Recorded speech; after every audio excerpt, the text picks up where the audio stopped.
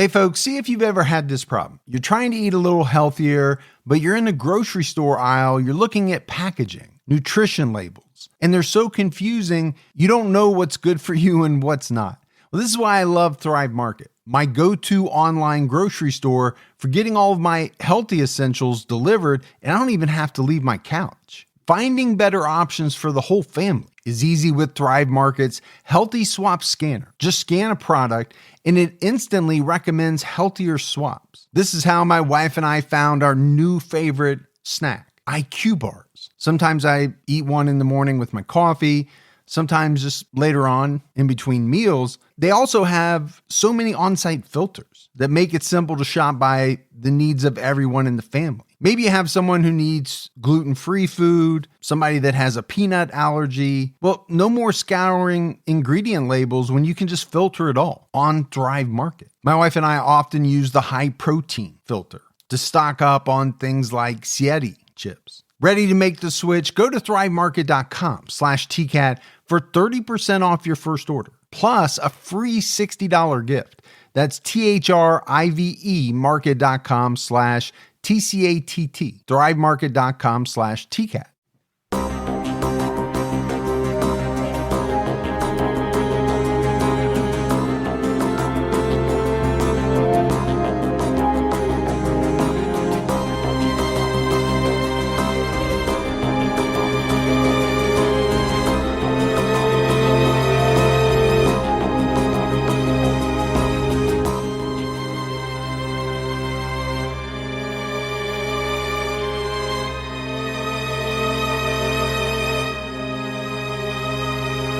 Hello, everyone, and welcome to episode 390 of the True Crime All the Time podcast. I'm Mike Ferguson, and with me, as always, is my partner in true crime, Mike Gibson. Gibby, how are you? I'm doing good. How about you? I'm doing very well.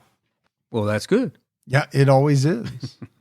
My new puppy, Ivy's doing great. Yeah. She's such a cutie and such a good dog. We're just really loving her to death. Let's go ahead and give our Patreon shout outs. We had Vance Bailey jump up to our highest level. Well, thanks, Bailey. Abby. What's going on, Abby? Elaine Ahern. What's up, Ahern? Christina Frisch. Oh, thanks, Christina. Deanna Sambuki. Ah, Sambuki. Or Sambucci. Not sure which one. Oh, maybe it's Sambucci. Could be. Yeah. Danny Smith. What's up, Danny? Marcia Weston. Well, thanks, Weston. Alexander Sanderson. Oh, thanks, Alexander. Morgan Horton jumped down to our highest level. Horton here or what? Who? And last but not least, Samantha Wright. Well, if you ain't right, you're not wrong either. If we go back into the vault, this week we selected D. D who? Yep. Yeah. Exactly. We had two great PayPal donations, a sizable one from Annie Taniguchi. That's not easy to say. Taniguchi. Well, you said it perfectly. Well, of course, I'm part Italian. And also Neely Grafton. What's up, Neely? So we appreciate all the support we get. We have a ton out right now. Gibbs, on Saturday night, we dropped a new Patreon episode, and it's about this judge and his wife who were murdered in Palm Beach County, West Palm Beach, back in the 50s. And it turned out, it took the police a while to figure it out, but it turned out that a fellow judge who was on the take had a role in their murder. But it has some interesting characters in it. It does. Absolutely. And the way they figured it out and all that. And then we also have a brand new episode out on True Crime All the Time Unsolved, where we're headed to Columbia, South Carolina, where in 2001, 25-year-old Shelton Sanders disappeared. He was out with a friend. And that friend, years later, was charged with his murder, but was acquitted. So there's a lot to unpack, a lot to get into. Make sure you check it out. All right, buddy, are you ready to get into this episode of True Crime All the Time? I am ready. This is a case that I've been wanting to cover for a very long time. We're talking about the murder of Phil Hartman. On May 29th, 1998, successful actor and comedian Phil Hartman was killed by his wife, Brynn, in a tragic murder-suicide. They appeared to be a happy couple to outsiders, but those in their inner circle knew that they fought often and had tension in their marriage. And for me, going back to those days where Phil Hartman was on SNL, those were some of the glory days. Well, sure was. I mean, you think about the people who were on there with him, and really him in particular. I just felt like he was so gifted. He could play, so many different roles. Yeah. And they were all played perfectly. He was very funny. And just extremely talented. Philip Edward Hartman was born on September 24th, 1948 in Brantford, Ontario. I also think there's a lot of funny individuals who have come from Canada. Especially with Saturday Night Live and all them. Yeah. Mike Myers. But then, you even get into like the old SCTV days with John Candy and Eugene Levy from Schitt's Creek. Yeah. Stuff like that. It's just a lot of funny Canadians. Well, it's so cold up there that maybe that's all you can do is just be funny. Does that keep you warm? I think so. Being funny helps keep you warm. Phil was the fourth of 8 children. His dad was a building material salesman, and his mother was a homemaker. In a 1993 interview with People, Phil said that he didn't make any waves as a child and had a passive, people-pleasing middle child mentality. Okay. I can relate. Because you're the middle child? Yeah. Okay. Well, you are somewhat passive, somewhat of a people pleaser. I am not. You definitely are not. And maybe that's because I'm an only child. Yeah. But I can see, as a middle child, maybe you got to play peacemaker between some of the older kids, some of the younger kids. You're trying to fit in. You're trying to find your own way. I could see the challenges. Trying to keep everybody happy. Sure. Yep. Trying to make sure you get enough at the dinner table. It can be a challenge sometimes with those big families like that. Phil's family moved to Southern California. In 1960, he became a U.S. citizen 30 years later, in 1990. Took a while. Yeah, did take a while. He was interested in theater from a young age. And in junior high, he performed with Lynette Fromm, who was sentenced to life in prison for the attempted assassination of former President Gerald Ford. Squeaky Fromm. Squeaky Fromm. Did you say skeeky? No, squeaky. I think if people play it back, they're going to hear skeeky. But it is interesting, right? When you talk about people who do really bad things. Right. Well, obviously there are a lot of different people who went to school with them. Sure. Some of them might later go on to become famous themselves, not infamous, actually famous. In this case, somebody went to school with both of those, right? Somebody went to school with her, and they also went to school with Phil. So they can say, well, I went to school with the famous and the infamous. Yes. Yeah. After graduation, Phil attended Santa Monica College and then California State University, Northridge, where he majored in graphic design. Phil worked several jobs before he became a famous comedian. According to ABC, he was a roadie for a band called Rockin' Foo. Okay. It's not one that I'm familiar with. Maybe it was like the early years before the Foo Fighters came around. Well, I am sure it was well before the Foo Fighters came around, but before they were born. I'm not sure what your point is. Mike Thomas, author of You Might Remember Me, a biography on Phil Hartman, said that Phil lived a bohemian existence around this time. And I know at certain points in your life, you have been known to lead a bohemian existence. Well, nothing wrong with that.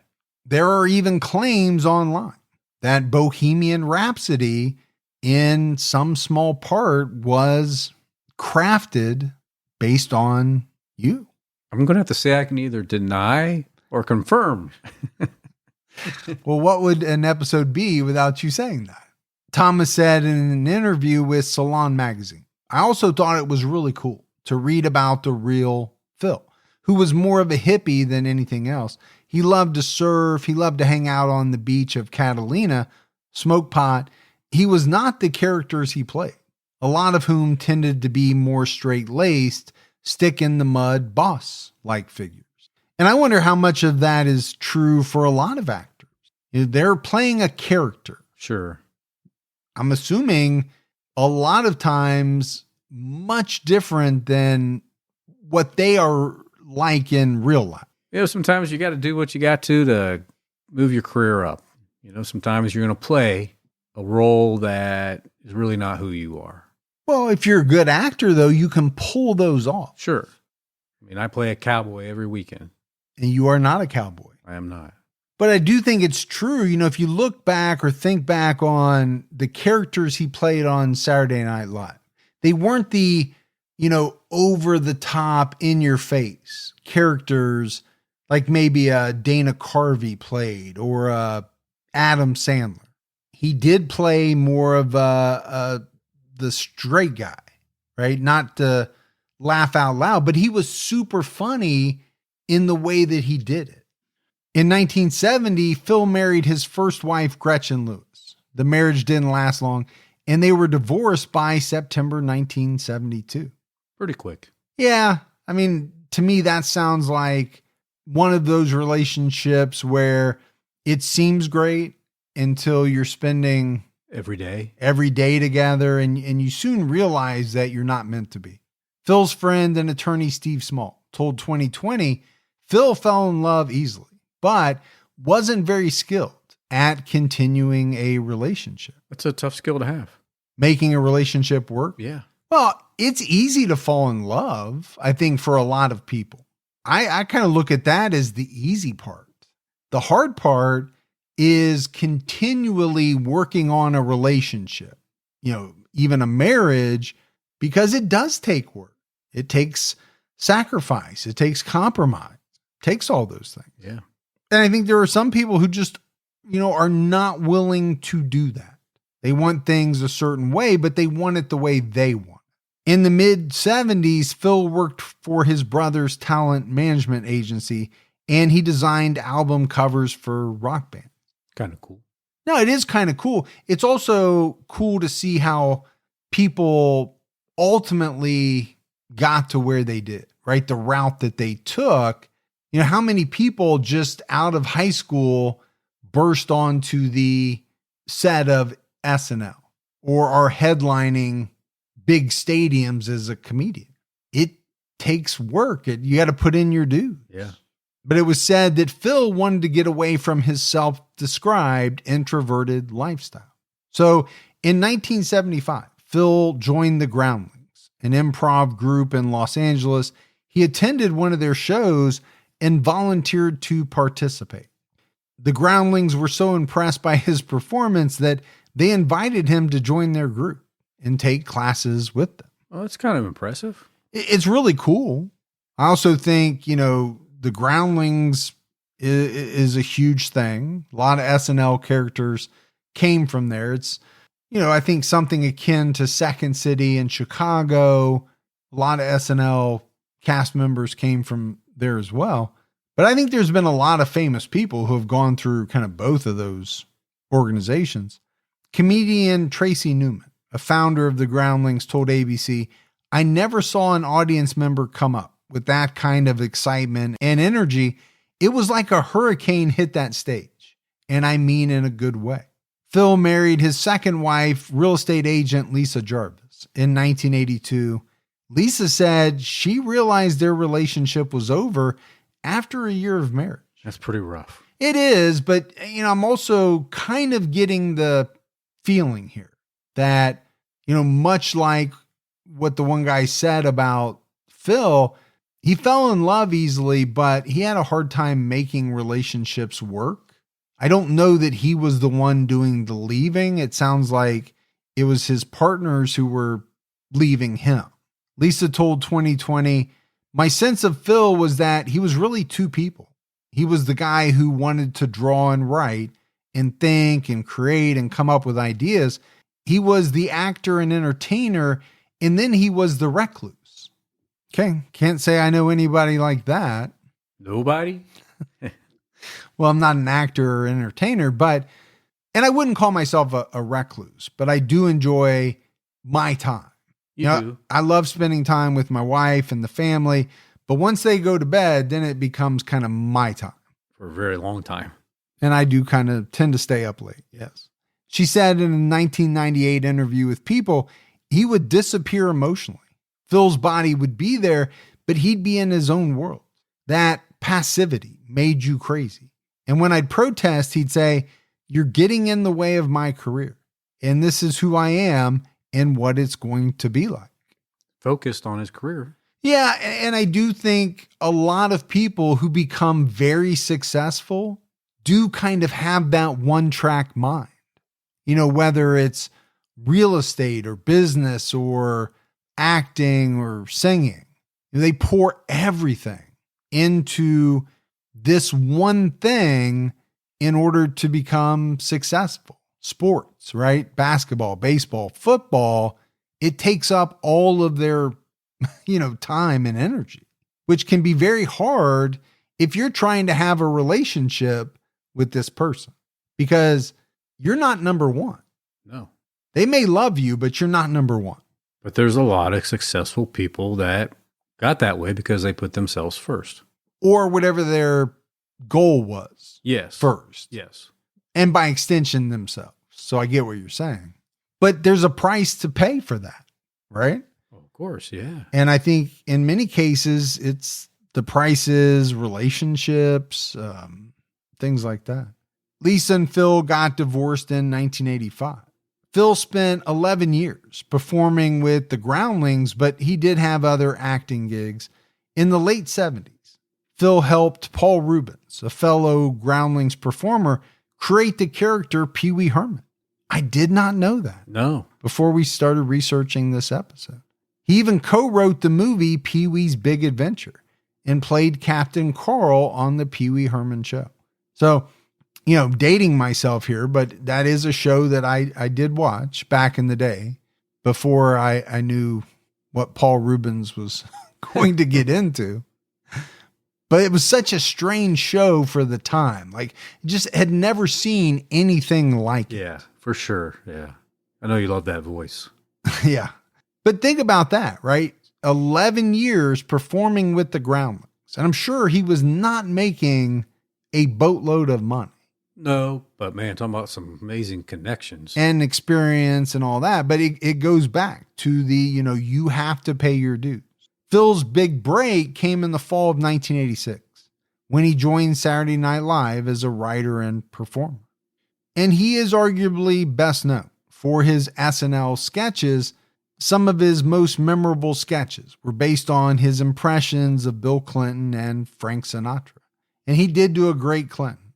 And you kind of always remember the person who does the sitting president. Sure. During that time span. Yeah. Like you remember Will Ferrell doing Bush. George W. Yes. And you remember Dana Carvey doing George H. It's just how it goes. I even remember John Lovitz doing Dukakis for some reason. Yeah. The political people, they were so good at it, doing them, you can remember them. But there was one that I remember where, Hartman's playing Clinton and Clinton's out running. He's getting some exercise and he's got all the Secret Service with him and stuff. And he stops at like a McDonald's or a fast food restaurant to kind of talk to people. Yeah. And he says, are you going to eat those fries? And he starts taking food off everybody's plates. And then he's eating as he like runs by the restaurant. Phil set a record by participating in 153 episodes. Other cast members called him the glue because he held the show together. Now, my thought is that record has probably been broken because that Kenan Thompson has been on there for, I swear, like 20 years. It seems like. Yeah. I think he left for a little while and then maybe came back, but been on a lot. He has been on the show for a long time. Soon after joining SNL, Phil went on a blind date and met his future wife, Brynn Omdahl. Brynn's birth name was Vicky Jo Omdahl. She grew up in Thief River Falls, Minnesota, and had what was described by her brother Greg as an idyllic childhood. Would you say you had an idyllic childhood? Yeah. Mine was pretty good. Yeah, I can't complain. I don't know if it was idyllic, but it was really good. I mean, it was good. According to people, Brynn dropped out of high school and got married to Doug Torfin, a phone operator. She did some modeling in Minneapolis before she decided to move to California for better opportunities. A lot of people do that, right? They move to California. If were stuck in the Midwest somewhere and you wanted to be a model or an actor or an actress, where were you going to go? Either California or New York. Yeah. It's really your only options. Most likely. Especially back then. Brynn's dream was to be a model and actress, and it seemed like she was off to a good start. In the mid-'80s, she signed with a modeling agency and worked as a swimsuit model for Catalina Swimwear. In her spare time, she went to auditions. Didn't you do some modeling back in your high school days? For Catalina Swimwear, which is quite a coincidence. It's very, I mean, if that's what you're into. Those little banana hammock. Did you just say banana hammock? I meant to say banana hammock. Oh, we all know what you meant to say. I'm just saying, do you know what you really said? Yeah. Banana hammock. So, she was figuring out her identity, as a lot of people do when they're young. Sure. And she eventually decided to change her name, which is how she went from Vicky to Brynn. Brynn's brother, Greg, told ABC that she developed a cocaine problem when she first moved to LA. He convinced her to go to rehab, and she was mostly sober for years. Well, if you're talking about California or LA specifically in the 1980s, and you're running around in some circles with actors or models, you're probably going to be introduced to cocaine. Yeah, I'm sure it was easily available. Yeah, it seemed to be everywhere. Don't let allergy season slow you down. Get common allergy meds for as little as $15 with GoodRx. So you and your family, pets included, can stop allergy symptoms before they start. GoodRx is free and easy to use. Just search for your prescription on the website or the app, compare prices, and get a free coupon to show your pharmacist. Save at over 70,000 local pharmacies nationwide, including Walmart, Walgreens, CVS, Publix, Kroger, and many more. Check GoodRx before every trip to the pharmacy to save up to 80% on both brand and generic medications. And did you know GoodRx rewards you for saving money too?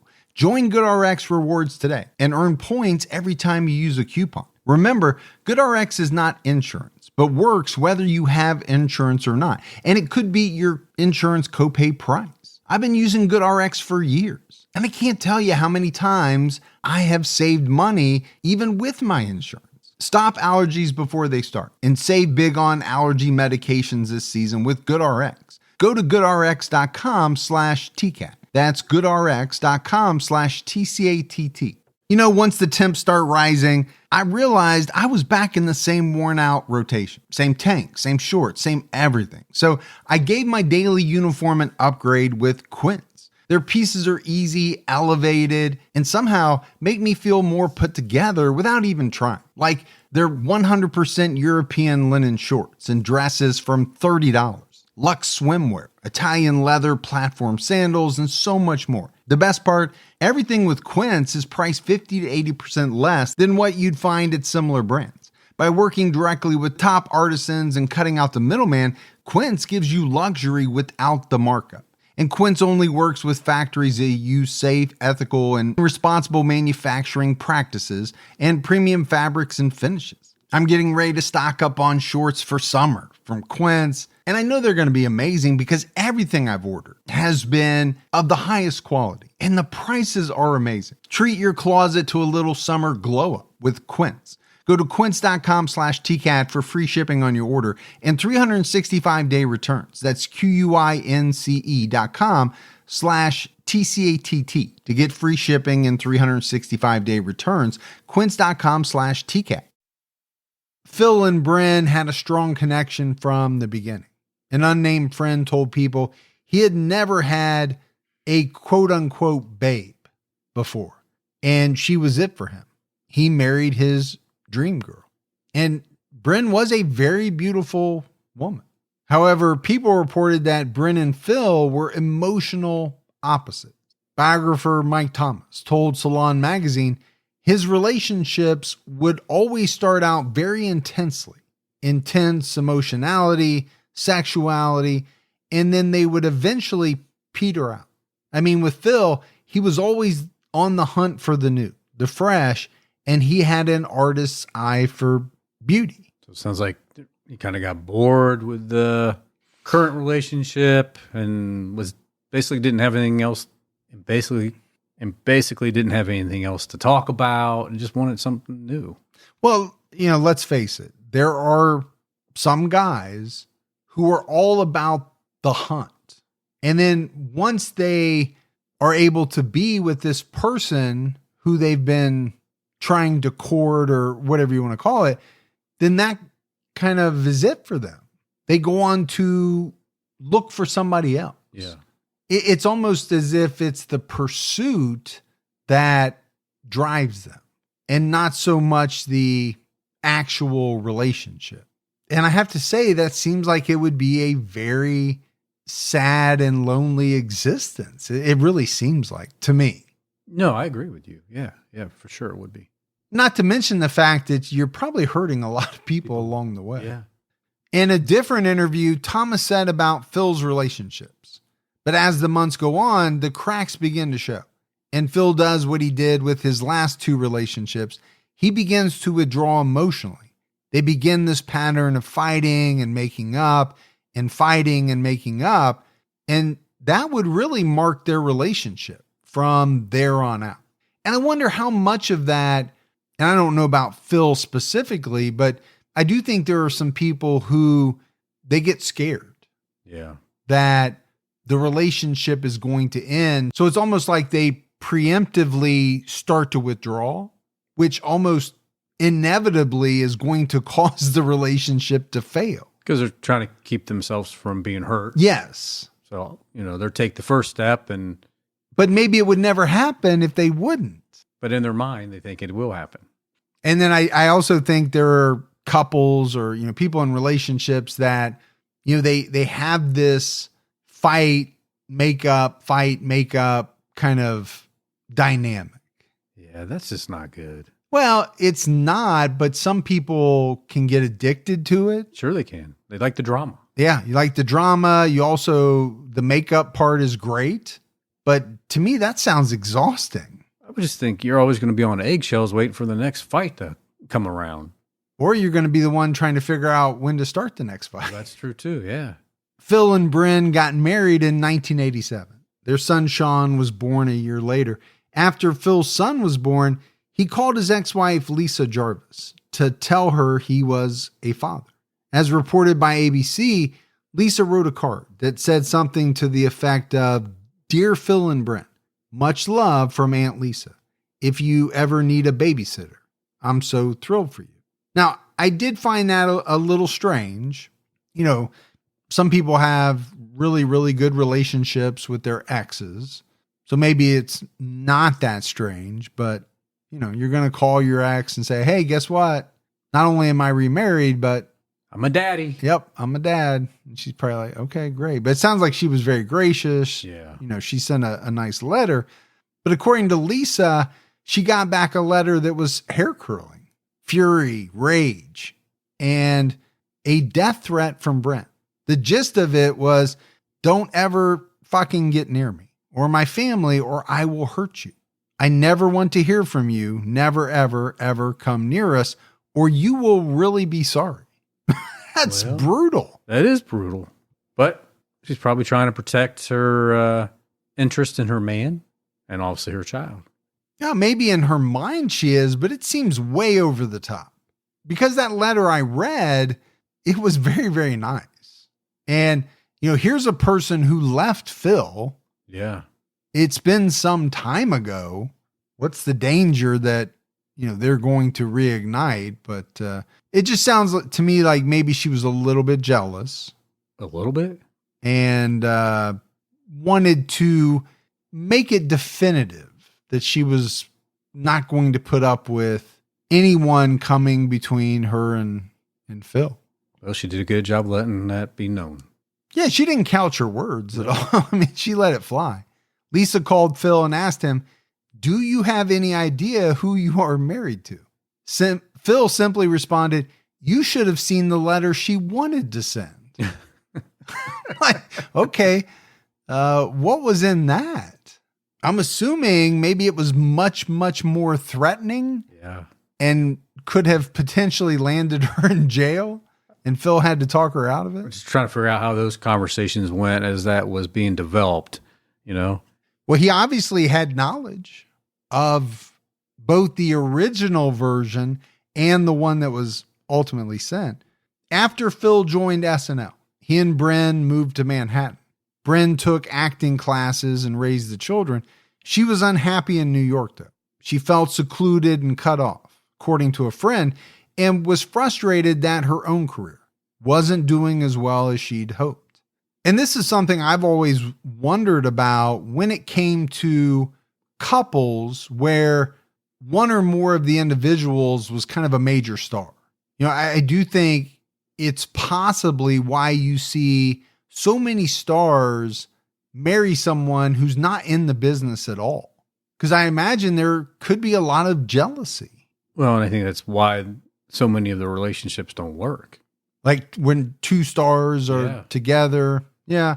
Not to mention the fact that oftentimes they're both off in different parts of the world on different sets or whatever it is. Any good quality time together. Yeah. But you could see how that could be frustrating for her, right? She wants to be a model. She wants to be an actress. It's not working out, but you know, here's Phil who's on SNL, you know, every Saturday night. He's becoming this big star. Everyone loves him. Yeah. Well, why am I not making it? Right. Why can't I do it? Brynn's friend, Susan Stadner, recalled that Brynn got plastic surgery due to low self-esteem. A plastic surgeon who operated on her told People that Brynn wanted to be the perfect wife of a Hollywood actor. The Hartmans' former nanny in New York reported that some of the surgery was Phil's idea. He thought Brynn's face was too round and wanted her chin to be more square. Okay. Not sure what the real truth is, and maybe both of them are true. Yeah. I can't imagine going to my wife and saying, you know what, honey, I've been thinking about it. Your face is just too round, and I need for your chin to be more square. Can we square that off a little bit? You know how that conversation would go. Not good for you. No, there would be a number of expletives, and I'd be told where I could stick that idea. And I don't know how this helps somebody with self-esteem issues. I don't think it does at all. Yeah. Because you're basically telling them that they're not good enough. Right. In your eyes. If this is how it really went down, as relayed by this former nanny, it's definitely not you loving your partner for the person they are. Unconditionally? Yeah. You're basically saying you would be better if you would do this, this, and this. Phil's career grew in the late 80s and early 90s. In 1989, Phil won an Emmy for outstanding writing in a variety or music program for his work on SNL. In 1991, Phil started working on The Simpsons. He was the voice of recurring characters Troy McClure and Lionel Hutz. How much money have some of these people made off The Simpsons? I think a lot. This is a show that's been on for what, 30 plus years? Yeah. Some of these voice actors have been made multimillionaires. Oh, yeah, big time. I can imagine how wealthy Nancy Cartwright has become. Wasn't that Danny Elfman who does the music? Yeah, well, he does it Does for a lot of different things. Yeah. Al Jean, the executive producer, said, Phil made the material funnier than we originally imagined, and I couldn't imagine anybody else doing it. And you know, no matter what we say about Phil in this episode or what anybody else says about him, there's one thing you can't take away from the guy, and that's that he was amazing on that show. He was. He made that show for many, many years. He's just so witty. Now, there might have been other characters who were more memorable, but I felt like, you know, his kind of dry humor was my kind of humor. And so I think I was really drawn to the characters that he played. Phil and Brynn's daughter, Bergen, was born in 1992. Phil and Brynn loved being parents, and Brynn was described as a doting mother. The family moved back to California around 1992. They purchased the $1.4 million home in Encino. Brynn purchased a gun because she felt unsafe in the home. Phil was away from home often because of work, leaving her alone with the children. And again, it wasn't just him on SNL, right? He was doing some movies and other things. Pretty busy. I think by this point, he was a pretty wealthy guy. In addition to the house, he bought boats, cars, and even a small plane. He enjoyed spending time on Catalina Island and dreamed of retiring there. Catalina Island? You mean the Catalina mixer? Yeah, I swear I watch that movie Step Brothers every time it's on. And I know how dumb it is, and it's exactly what I love about it. Phil said in a 1998 interview, "I think in my old age, I've come to realize just how precious everything is, and I try to value the many blessings that have been bestowed upon me, but there's also this sense of vulnerability if fortune took a turn for the worse, and that you live with the awareness that anything could happen in this world." And Gibbs, I'll be honest with you, I just think that comes with a little bit of age. Yeah. You know, when you're 22 years old and working like, let's say your first real job, or even just like a retail type store job, everything is still in front of you. But as you start to get older and you grow in your career, at a certain point, it almost becomes like, I hope I don't lose this, right? You're vulnerable because if this gets taken away from me, well, where do I go?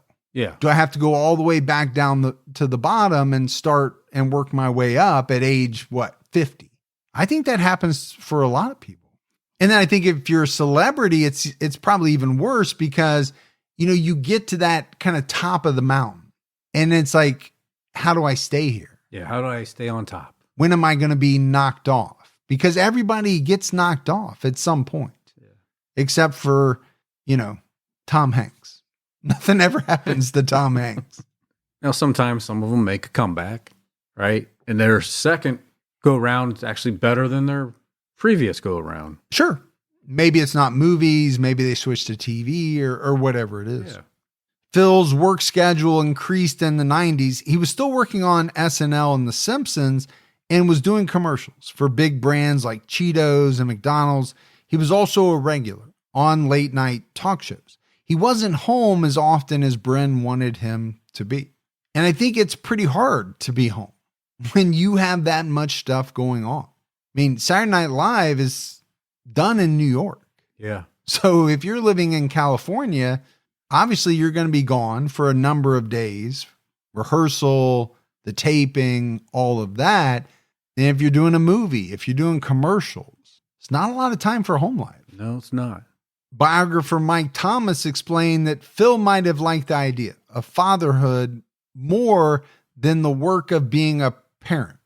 And that's a very interesting statement.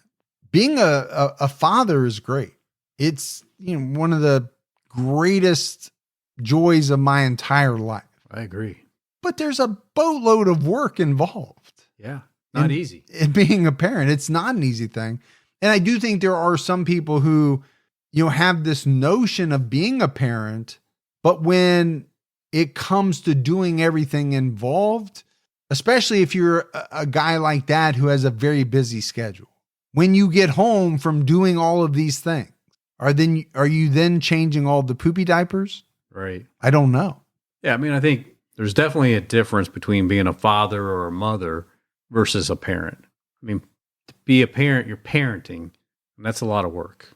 Oh, you mean as opposed to just biologically being Yes. this person's mom or dad? Exactly. Yeah, I get it. I get what you're saying. Brynn was resentful because Phil was always working. And again, she was jealous of his successful career. But at some point, you have to realize it is what it is, right? Yeah, I think so. And, you know, you're also benefiting from it as well. You know, you have the wealth that allows you to live in the big house and be financially secure. But it sounds to me like she kind of never let go of some of those dreams that she had of either being an actress or being a big model or whatever it was. Brynn's brother Greg told ABC she just wanted to be more part of the spotlight than she was, you know? And again, I do think that would be hard for some people. You're married to someone who's on magazine covers, who's on the television all the time, and you're not getting that same type of spotlight. No. Nowhere near it. Phil and Brynn argued often. She was described as volatile and insecure about her husband's fame by People magazine. Phil was outwardly genial, but sullen and withdrawn in private. Phil once told his friend, "I go into my cave and she throws grenades to get me out." Phil's friend, Steve Small, later told the LA Times she had trouble controlling her anger. She got attention by losing her temper. Phil said he had to restrain her at times. Okay, this sounds like a really rocky marriage to me. It really does. I think you're also seeing the difference of on camera or in public Phil versus at home Phil. And I think for a lot of people, those are two different people, right? This is the face I have to put on because I'm a celebrity. And then here's what I'm really like at home. I mean, it's just like you. You and I can't go to dinner without you being mobbed by throngs of fans, and you have to put on that Gibby. Throngs? But in real life, you're actually more like Buffalo Bill from Signs of the Lambs. Oh, man. Phil's makeup artist, Norman Brent, once overheard the couple fighting behind the closed door of an SNL dressing room. Phil was white as a sheet when he walked out. When Norman asked him what was wrong, Phil said, "Looks like the wife's going to divorce me this time." After 8 seasons, Phil left Saturday Night Live in 1994. He worked on developing a variety show called The Phil Show, but it wasn't picked up by any network. I feel that, because I did the Gibby show. And it was never picked up. Well, it was picked up, but it was that Russian network, and I was like, who's going to watch? I don't speak Russian. You still get those 2-3 cent checks, though, from the commissions? Oh, man. Yeah, it's a pain, too, signing them all over. In 1995, Phil signed on to an NBC sitcom called News Radio. He was paid around $50,000 per episode. Kind of remember that show. I really liked that show. You're talking about Joe Rogan was in that one. It was a funny show. How many episodes is there in a year's worth of sitcoms? Like 20-some? I think so. 26? 24, 26. So, what's he making? Over $1 million. Doing okay. Doing okay. In 1996, Phil played lead roles in the comedy Sergeant Bilko in Jingle All the Way, starring Arnold Schwarzenegger. And actually, for me, Sergeant Bilko is an underrated movie. I don't know if you've seen it. He's really good in it. I haven't seen it. If I did, I don't remember it. It's based off, I think, in either an old TV show or an old movie, but he plays this sergeant in the Army who is basically running like an underground scam type thing. But he's really funny in it. But I did see Jingle All the Way. Yeah, with Arnold. Yeah, that was awesome. Even the smallest step forward can make a big difference in your financial future. When you open a Chime checking account, you're one step closer to a better financial future with no maintenance fees, fee-free overdraft up to $200, or getting paid up to 2 days early with direct deposit. Making progress has never been easier. I think we've all been in that position where we've had an overdraft. Well, with Chime, you can overdraft up to $200 with no fees. That's amazing. And they have over 50,000 fee-free ATMs. Make progress towards a better financial future with Chime. Open your account in 2 minutes at chime.com/TCAT. That's chime.com/TCATT. Chime feels like progress. Banking services and debit card provided by the Bancorp Bank N.A. or Stride Bank N.A., members FDIC. Spot me eligibility requirements and overdraft limits apply. Fees apply at out-of-network ATMs. MyPay eligibility requirements apply. Credit limits range from $20 to $500. $2 fee applies to get funds instantly. Crime checking account required. Go to chime.com/disclosures for details. True Crime All the Time is sponsored by BetterHelp. You know, folks, therapy can feel like a big investment, but let's think about the state of your mind. It's just as important as your physical health. Traditional in-person therapy can cost anywhere from $100 to $250 per session, which adds up really fast. But with BetterHelp Online Therapy, you can save, on average, up to 50% per session. With BetterHelp, you pay a flat fee for weekly sessions, saving you big on cost and time. And you get quality care at a price that makes sense and can help you with anything from anxiety to everyday stress. Your mental health is worth it, and now it's within reach. I've used the BetterHelp service for years, and I love the fact that, I can connect with a therapist in a comfortable spot in my home on my laptop. With over 30,000 therapists, BetterHelp is the world's largest online therapy platform, having served over 5 million people globally. Your well-being is worth it. Visit BetterHelp.com/TCAT today to get 10% off your first month. That's BetterHelp, HELP.com/TCATT. Brynn was still working on establishing her acting career. She played a minor role in the 1994 film North and appeared in an episode of Third Rock from the Sun. And that's a show I used to watch a lot as well. After nearly a decade of sobriety, Brynn began drinking and using drugs in late 1997. Phil's co-star Andy Dick gave cocaine to Brynn at a Christmas party. And, back in the day, Andy Dick was pretty funny. I know he's gotten into quite a bit of trouble. Controversy. in recent years. Yeah. Dick spoke to 2020 years later and said she was already in relapse mode, which I didn't even know she had a problem with at all in the first place. Brynn was taking Zoloft, an antidepressant, at the time of her death. According to the Mayo Clinic, an aggressive reaction is a less common side effect of Zoloft. She turned 40 the month before she died, and she struggled to accept the fact that she was aging, as do we all. Yeah. Coming from a guy who, at the time this episode airs, will just have had another birthday. And another year older. Yeah. And they seem to be coming faster and faster. Well, happy birthday. Appreciate that. In the months leading up to the murder, she was in and out of rehab. She also checked into a clinic in Arizona, but only stayed 4 or 5 days before she left. Brynn was drinking and using cocaine again, days before her death, which can cause negative side effects when mixed with antidepressants. Not a good combination. No, and a lot of people take antidepressants, probably more now so than ever before. Sure. There are quite a few things that you're not supposed to take with them. I think I know more people that take them than don't take them. I'm right with you. According to a TV producer who knew the family, Brynn's erratic behavior caused their housekeeper to quit 10 days before the murder-suicide. According to Greg Omdahl, Brynn and Phil were fighting more than usual. By the spring of 1998, they saw a counselor, which they said helped.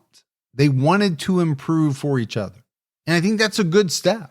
Yeah, I think if you're having problems, or sometimes even if you're not having problems, but it's just getting kind of stale. Or things you think things could be better. Yeah. But the wanting to improve, the relationship, and then, each other on their own. That's a big step. You got to have the want to. Sure. Yeah, it's not going to do any good if you're dragging your feet going into the therapy. However, back in 1998, Brynn's childhood friend, Jeannie Peterson, told People that Brynn wanted out of her marriage. Peterson said she had been trying to get a divorce for 2 years, but Phil wouldn't agree to it. Others say it was Phil who was ready to end the marriage. So there is a little bit of a debate, I guess. Yeah. Depending on who you talk to about who really wanted to end the marriage and who didn't. I mean, no doubt, there's a lot of people that are in a marriage right now that don't want to be in it, but they're not going to do anything about it because of many reasons. Yeah, I'm sure there's people listening right now who are saying, yes, Gibby. Yes. I am one of those people. I would like to get out. But I can't. On May 28th, 1998, Brynn fatally shot Phil inside their Encino home and then shot herself in the head hours later. On the evening of May 27th, family babysitter Lorraine Moss was waiting for Phil to get home because it was almost time for her to go. Brynn had already left and said she wasn't coming back until late that evening. Brynn went out to a restaurant with her friend Christine Zander. Zander told people she was in a good frame of mind. She seemed content. Brynn drank 2 Cosmos over 2 hours. According to Zander, she didn't talk about any problems in her life, and they made plans to see each other the next weekend. The bartender at the restaurant said that nothing seemed off about Brynn. She and her friend were smiling and laughing during dinner. When Brynn left, she told him, "I'll be back real soon, and I'll be sure to bring Phil next time." And it's kind of an interesting encounter. 2 Cosmos over a couple of hours. Okay. It's nothing crazy. It's not like she drank 5 pitchers of margaritas in an hour. Yeah. Seems pretty standard for a night out. Yeah. And then you have all of these interactions making it seem as though she wasn't a person on the brink of, committing some horrendous act. Yeah. At 10:15 p.m., Brynn drove to her friend and former lover Ron Douglas's home. Douglas said that Brynn drank a few beers and complained about Phil. She left his house at 12:45 a.m. and drove herself home. It's a little strange, if you're married, what are you doing at your ex-lover's house? Well, and is it also the difference in how you're going to act when you're out in public versus behind closed doors? Well, absolutely. But for someone to be so jealous just about a letter that Phil's ex-wife sent, now she's over at her ex-lover's house. Well, does that mean that she knew that she was going to do something? Yeah, maybe. Authorities believe that Brynn and Phil got into an intense argument that ended with her shooting him in his sleep. Stephen Small, a friend of Phil, said he made it very clear that if she started using drugs again, that would end the relationship. Small described the typical pattern of the couple's arguments. She had to get amped up to get his attention, and when she got amped up, he would simply go to sleep. He would withdraw. And in the morning, he'd wake up and everything would be fine. And I do think there are some people like this. They need the attention. And so they create drama or, some type of scene because they're trying to draw some type of emotion out of their partner. Right, yeah. And it sounds like maybe that's what she was trying to do. It also sounds like he wasn't having any of it. He sounded like he didn't care. You go ahead and yell at me. You can say the nastiest things about me. I'm just going to go ahead and close my eyes and go to sleep. And tomorrow morning, it's going to be back to normal. It was almost as if she couldn't get the rise out of him Right. that she was trying to get. The couple's son, Sean, later told the police that he heard the slamming of a door around the time of the shooting. Both children were in their bedrooms when the shooting occurred. At 3:45 a.m., Ron Douglas was woken up by someone pounding on his front door. He saw that Brynn was outside. Per ABC, Brynn told him, "I killed Phil. I don't know why." Douglas didn't believe her. Brynn called another friend and confessed what she did, but Douglas was still doubtful. And again, this Douglas guy is her ex-lover. Yeah. So it's kind of strange that she went back to him, but he didn't believe Brynn until a gun fell out of her purse. He put it in the trunk of his car and they drove separately to Brynn's home. Douglas saw Phil's body in bed. He went into the hallway to call 911 at 6:20 a.m.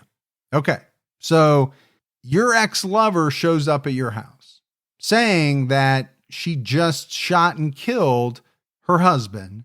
You're dubious until a gun falls out of her purse. And this guy's first thought is to pick the gun up and put it in his own trunk. Yeah. I thought that was very strange. Now, I get it. You probably don't want her to have it. Yeah, so you're going to secure it in a place that you feel like you can do that. But I also feel like the true crime person in me is screaming, Don't touch it. Don't touch it, and especially don't put it in your own trunk. Yeah, because at that point, she could say, he killed Phil because he was jealous. Yeah. You know? I had been with him the night before or whenever it was. So he sees Phil's body. He calls 911. Then he saw that Brynn had locked herself inside the bedroom. The police arrived soon after and found 9-year-old Sean running out the front door. As officers were removing Bergen from the house, they heard a gunshot and found both Phil and Brynn dead in the main bedroom. She was lying beside him on the bed. Phil was shot twice in the head and once in his right side with a .38 caliber handgun. It was one of several weapons Phil kept in a safe in the house. Brynn was killed by a self-inflicted gunshot wound to the mouth. So, a pretty horrific scene. She kills him. Then she, turns the gun on herself. They wind up lying in the same bed next to each other. Almost as if she realized what she had done. She was sorry about what she had done. And she knew she couldn't live with herself over what she had done. Now, she could have shot herself anywhere. Sure. Is it significant that she shot herself in the same bed where he was? And my thinking is there probably is some significance to it. Both children were distressed and confused. In the aftermath of the murder-suicide, they were taken to a police station for questioning. Family friend Joel Diamond took the children from the police station to a park. Sean told him, "My mom promised me she'd take me to a lot of fun places, and now she'll never be able to." Yeah, how sad. Yeah, I mean, those kind of statements made by young kids, it just break your heart. Bergen said, "I know I'll never see my mommy and daddy again." Again, Bergen's even younger. Yeah.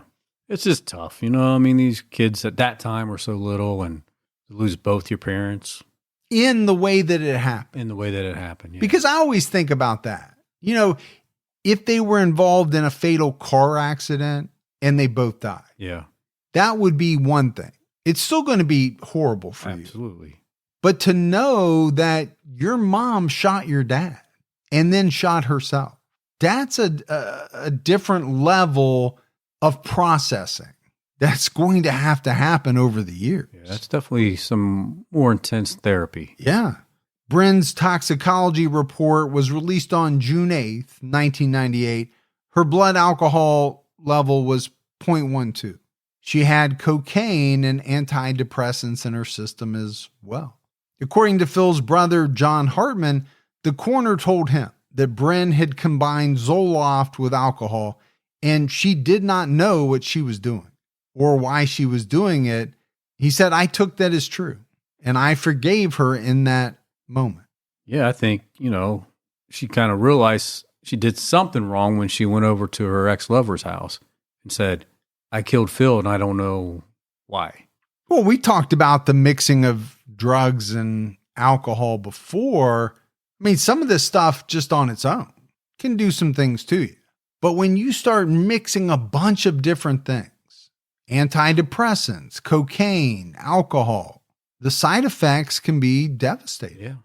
Phil's former co-star Andy Dick told 2020 that Phil's SNL co-star John Lovitz blamed him for causing Brynn to relapse and therefore causing the murder-suicide.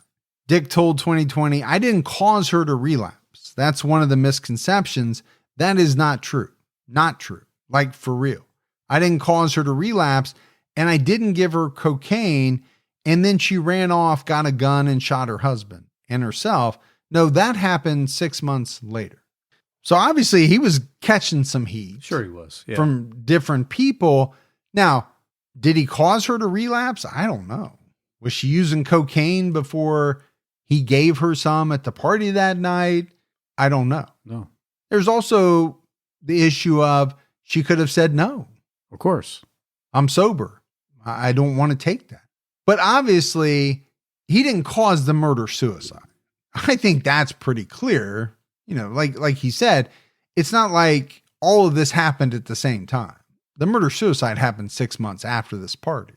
In 1999, Greg Omdahl filed a wrongful death suit against Pfizer, which makes Zoloft. He alleged that the use of Zoloft caused Brynn to not know what she was doing and shoot her husband. When she came out of it, she shot herself. Pfizer issued a statement to Salon Health that there's no scientific or medical evidence that Zoloft causes violent or suicidal behavior. The suit was settled for $100,000, and there was no admission of any wrongdoing. And this is something that you and I have experienced. We've talked about it on a number of occasions. When you are a big company, it is often in your best interest to settle some of these lawsuits. Especially some of these quickly. Well, and high profile. Yeah. You know for a fact that to fight it, they would have spent more than $100,000. Oh, yeah. In legal fees, easily. And you don't want people jumping on to the lawsuit. Yes. So you want to go ahead and just settle it, get it done, brush it to the side, and hope that it gets buried and move forward. So as we wrap this one up, Gibbs, I said it's one that I've been wanting to do for a long time, mainly because I just really thought Phil Hartman was amazing as a comedic actor. And he's still remembered today as an extremely talented actor and comedian. In 2007, Entertainment Weekly ranked Phil 87th on a list of 100 greatest television icons of all time. It's pretty good. There have been a lot of people on television over the last, 60 plus years or however long television's been around. So to be included in the top 100, that is pretty amazing.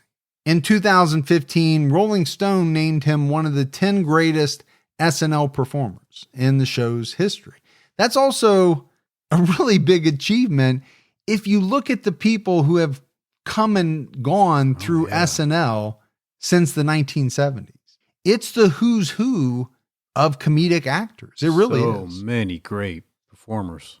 Phil and Brynn's children were raised by Brynn's sister and her husband.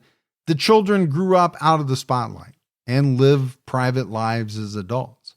Sean is now in his 30s and has started a career as an artist and musician. Bergen is married and started her own business. Bergen occasionally posts on social media.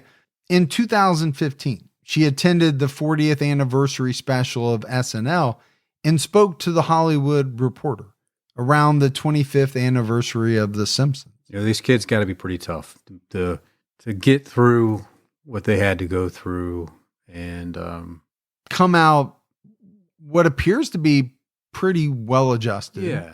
And you mentioned therapy earlier. I'm hoping there was probably some of that. I'm sure there was. Had to be, yeah. But Phil Hartman was loved by his fellow actors and many fans. He likely would have gone on to star in many more TV shows and films before his retirement. He's still considered a great comedian and an inspiration to many people in the industry. And, this is a different type of story, I think, than a lot of the ones that we do. She didn't kill him for greed. It wasn't for insurance money or because she wanted to run off and be with somebody else and not lose the kids or any of those reasons that we see in a lot of the cases that we do. I do think there were a lot of factors that played into this murder-suicide. Their relationship seemed to be a little toxic, pretty volatile at times.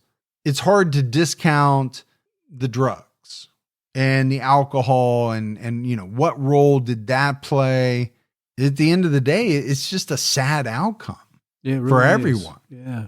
Just devastated their family.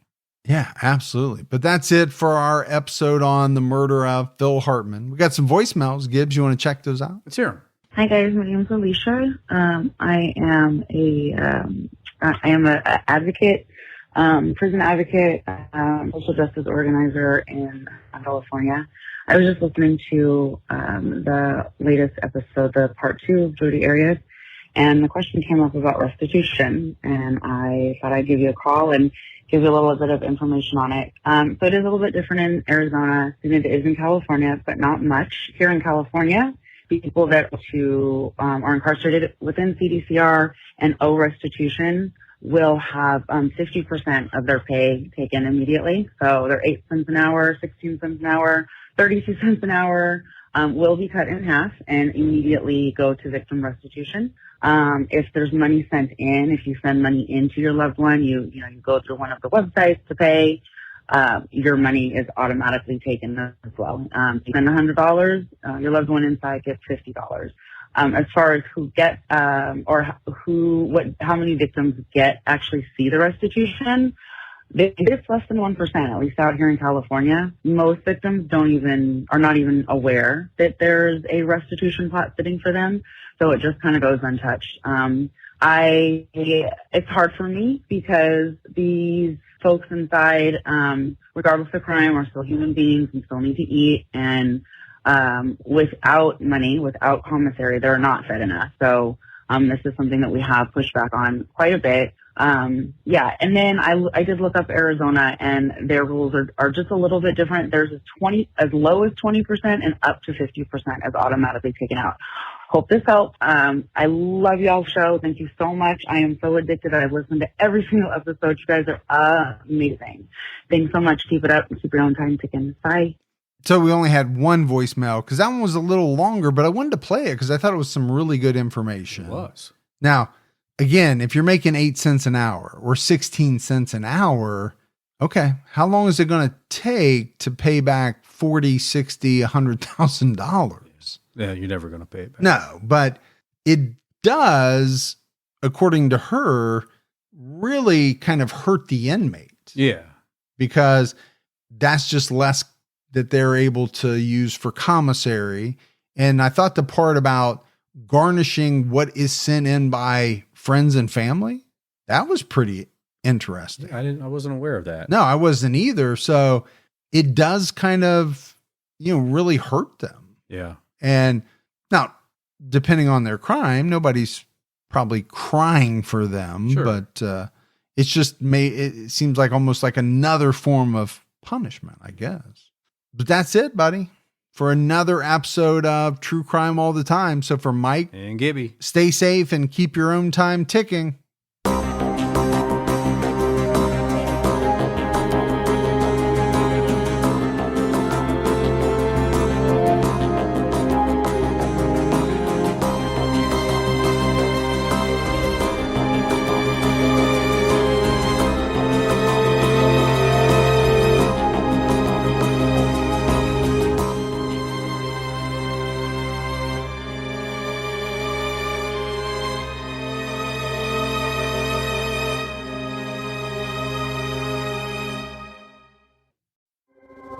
It was over 30 years ago that Clifford Olson first called me.